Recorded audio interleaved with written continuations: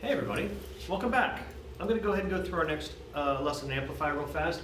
This one's pretty straightforward. This is lesson 10. It is called Home, simply put. Look, here's the part of the play where Mama has made a decision. She's put money down on a house, okay?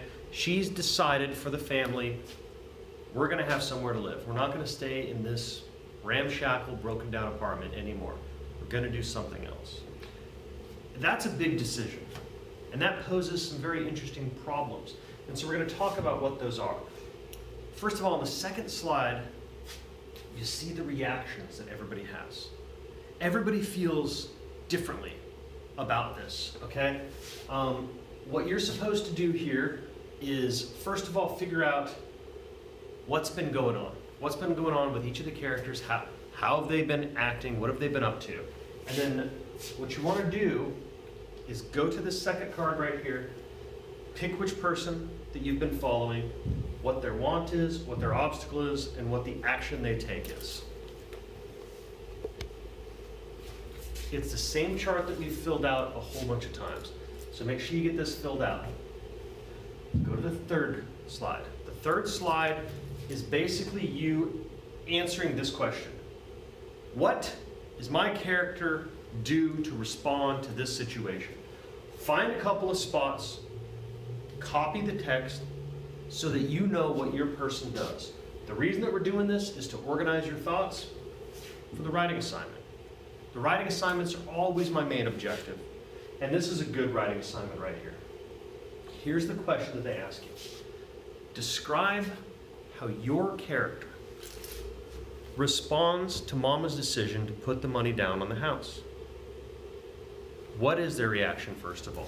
Second of all, does that reaction surprise you? Knowing what you know about that person? Are you, oh wow, I can't believe they did that? Or is it to be expected? The third thing, why or why not? If you expect them to react this way, tell me why. We all know their motivations.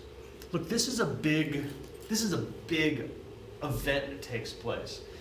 And one of the things that they talk about in this event, in this scene, is the achievement of one particular goal, one dream, might mean the death of a different dream. Walter has this dream, obviously, of getting this liquor store, which takes $10,000. Well, he doesn't have $10,000, but he could.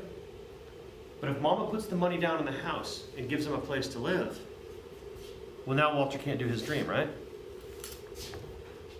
Second, Benitha has a dream. Benitha wants to go to medical school, become a doctor. That's a big dream. That's a very worthwhile dream. I will argue both of their dreams are very worthwhile. If Mama puts the money down in a house instead, she's not going to college. It's going to be really hard to pay for. College is expensive, especially for poor working black. That's not an easy thing to pay for.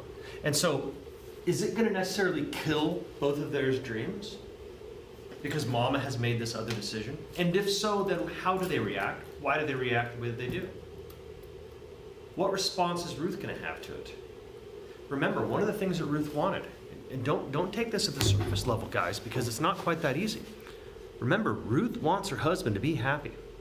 She does. It's one of her main motivations. She wants to see Walter happy and successful and proud of himself. And by getting the house, sure, they're going to have a nice, comfortable place to live. But is that what she wants? Is that enough? I don't know. That's the question that this thing is asking. So, 180 words. Fill this out. I know, very, very short lesson. Very to the point, though. You're going to spend most of your time reading the text. So here on slide 2, read it. Know what everybody does. Know why they do what they do, because this is a big scene. And then pick a couple of spots that demonstrate what your character does, and you can defend their mindset, and then do the writing assignment. That's it. That's what needs done in this lesson. Thank you so much for your time. I will see you for the next one.